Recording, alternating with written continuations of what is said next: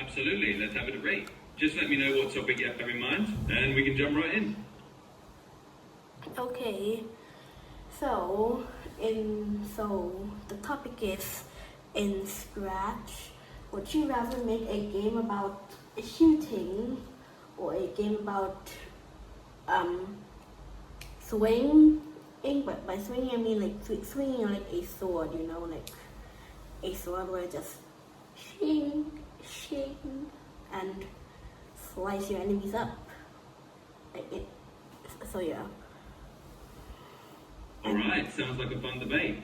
So let's say I'll take the side of making shooting game, and you can take the side of making a swinging sword game. Here we go.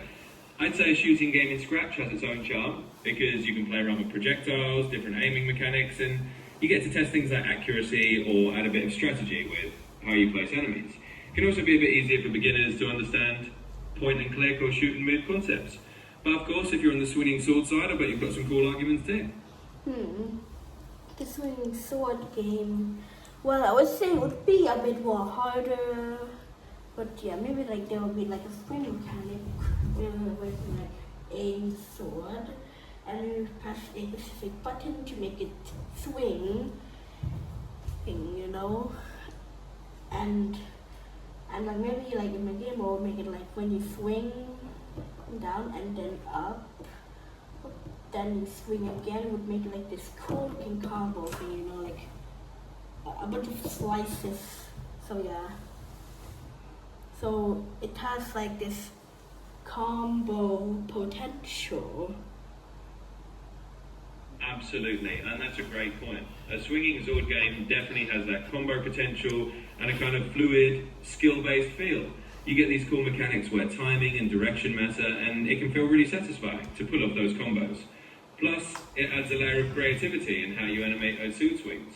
So both sides have their fun aspects, but I can totally see the appeal of the sword swinging combos. So, tell me, what is the downside of a shooting game? Sure, one downside of a shooting game might be that it can sometimes feel a bit less dynamic in terms of movement. You're often focusing on aiming and shooting rather than close-up action, which can make the gameplay a bit more repetitive if you're not adding variety. Also, sometimes it might not stand out as much because there are lots of shooting games out there. So you have to be a bit creative to make it unique.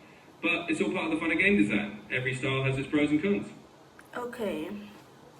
So,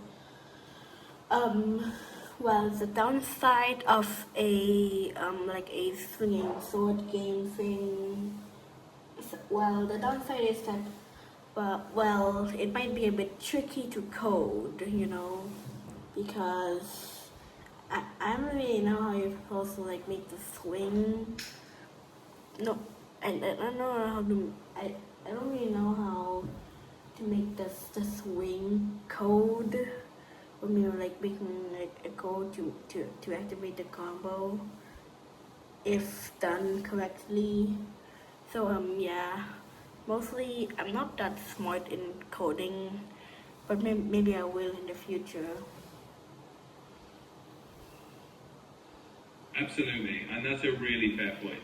The swinging sword game can definitely be a bit trickier in terms of coding those mechanics, especially getting that smooth swing motion or detecting when the player does a combo just right. But hey, that's part of the learning process, and you'll definitely get it over time. And who knows, you might end up finding some really cool tricks along the way. So both sides have their little challenges, but that's what makes it fun.